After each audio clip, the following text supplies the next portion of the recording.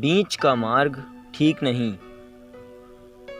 लूका की किताब 2 अध्याय उसकी 1 से 7 आयत में लिखा है, क्योंकि उनके लिए सराय में जगह ना थी।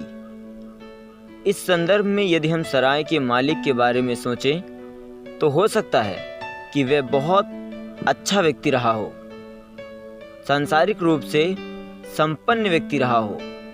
सराय भरी हुई थी, उसके पास स्थान नहीं था, उसका व्यवसाय बहुत अच्छा चल रहा था, परंतु उसके पास उसकी सराय में, उसके घर में प्रभु यीशु मसीह के लिए कोई जगह नहीं थी। हमारे जीवनों में अक्सर ऐसा समय आता है कि जब हम आत्मिकता और सांसारिकता से समझौता करके बीच का कोई रास्ता निकाल लेते हैं। सराय के मालिक ने यूसुफ और मरियम को वापस लौटा नहीं दिया, वरन ने उनसे कहा कि सराय में तो जगह नहीं है, परंतु एक बीच का रास्ता है, और वह यह है कि गौशाले में ठहर जाओ। हमारे जीवनों में अक्सर ऐसा ही होता है कि हम बीच का रास्ता निकालते हैं।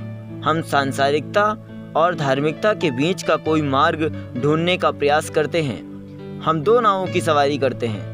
हम सोचते हैं कि कोई ऐसा रास्ता निकल आए जिससे कि हम संसार में सफल हो जाएं और परमेश्वर को भी प्रसन्न कर सकें।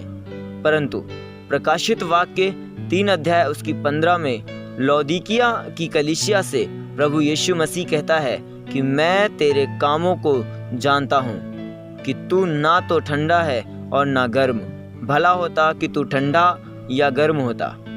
यूरोप की एक लोक कथा है कि एक बार पशुओं और पक्षियों के बीच युद्ध हुआ। इस युद्ध में चमगादड़ भी शामिल था।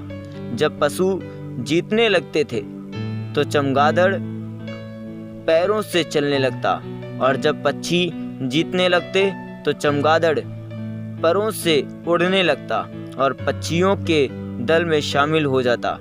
हमारे साथ कितनी ही बार ऐसा होता है कि हम सांसारिकता और धार्मिकता के बीच का रास्ता चुनते हैं, परंतु प्रभु यीशु मसीह कहते हैं कि यदि तुम मेरे साथ नहीं हो तो मेरे विरोध में हो। यदि तुम मेरे साथ नहीं बटोरते तो मेरे साथ बिखराते हो। तुम शैतान की मेज और परमेश्वर की मेज दोनों में सहभागी नहीं हो सकते। इसलिए हमारे लिए जो संदेश है वह यह है कि हम सराय के मालिक के समान बीच का रास्ता न अपनाएं, क्योंकि यह बीच का रास्ता हमें स्वर्ग नहीं ले जा सकता। हम प्रभु यीशु मसीह के साथ साथ चलें जिससे कि अनंत जीवन को प्राप्त कर सकें। प्रार्थना।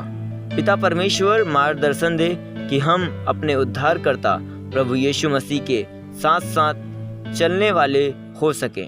प्रभु यीशु के नाम में आमीन।